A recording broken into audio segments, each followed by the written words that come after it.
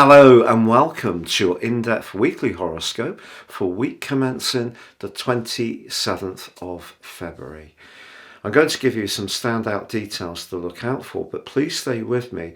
I will then go through each of the 12 signs from Aries through to Pisces, which you can relate to in terms of your sun or your ascendant. The choice is yours. Now, as this week begins, there is a magnificent conjunction between Venus and Jupiter, and it is also going to get a lot of comment. And rightly, these are the two planets of the two benefics in traditional astrology: lesser Venus, greater Jupiter. Venus is Jupiter's daughter in mythology. But in the sign of Aries, of course, Venus is technically detrimented.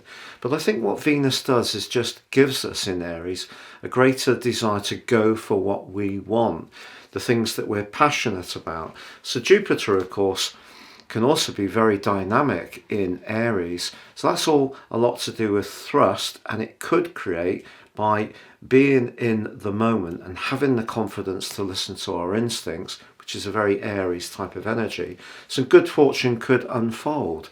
But there is also a quarter moon on Monday in the sign of Gemini, and that's house 3. The sun is in house 12. A third house 12 house square suggests that if we're a little bit too open with information, especially to people we don't know very well, or we let something slip that should be kept in confidence, or we get caught up in some gossip doing the rounds, it's not necessarily going to be a good thing. Also, Venus and Jupiter could make us a little bit too open, a bit too spontaneous. So I think it's important to measure what we say in a careful way. And this is emphasized furthermore because by the middle of the week, Mercury comes into a very powerful conjunction with Saturn. And of course, Mercury is exalted in the sign of Aquarius, and Saturn is about to say au revoir to this sign and move into the sign of Pisces. So they're both about to move because Mercury moves on Thursday into Pisces, where of course it's also detrimented.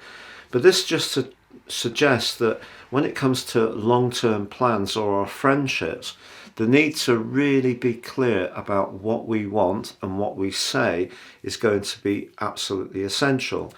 If you're not quite sure about a situation, something could seem rather oppressive. Maybe it's someone's point of view. Maybe someone can seem a little bit dour or limited in their response. But I take you back to that quarter moon, because that provides the backdrop of energy for the whole of this week. And that's suggesting that we don't buy in too much to some of the negativity that might be doing the rounds, and we embrace some of the positivity that we can get from Venus's conjunction with Jupiter, which itself will come into a peak on the 2nd of March. So a lot of exciting possibilities this week, but please stay with me for your full sun sign forecast. But if you would like to grow beyond this zodiac insight, if you give me 3 pieces of your personal birth data, of time, date and place of birth, I can provide you with a life roadmap that can give you an awful amount of extra information to help guide your moves. You can become much more intimately aware of some of the patterns which have repeated themselves in your life, the more challenging ones and the more positive ones. Also, in my special package of 30% off, you can get your 12-month personal forecast. Now, these reports are totally unique to each person I produce them for, so they give you an opportunity to gain searing insights above just zodiac horoscopes. So Virgo, your week commencing the 27th of February forecast sees your ruler Mercury come into an exact conjunction with Saturn.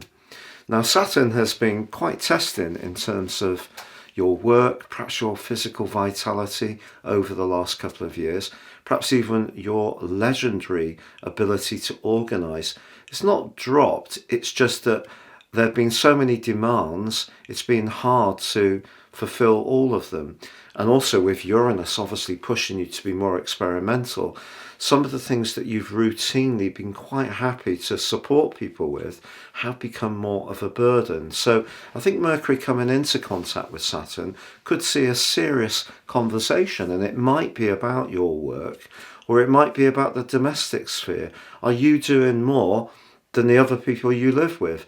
If you are, and they're not pulling their weight, you could be minded to be a bit punchier about expressing your viewpoint. But Mercury does move later this week into your opposite sign, which is good, because even though technically it's debilitated in Pisces, for you, this creates a bit more detachment. It's less brittle. If you do experience some headaches earlier in the week, they will fade away. But of course, the standout influence of the week is Venus's combination with Jupiter, and some kind of serendipity around perhaps a premium, perhaps an inheritance or legacy, or something that you're not really expecting could have a better return on it, and that can actually be really pleasing. It's just the quarter moon, which occurs on Monday, just suggests that when you're relating to anyone in a position of authority this week, because you still have, of course, Mars in a very proud and loud zone in Gemini, just try to marshal your patience if someone is proving to be rather unable to see where you're coming from. It's been a real pleasure being with you, Virgo. Please comment, like, or subscribe.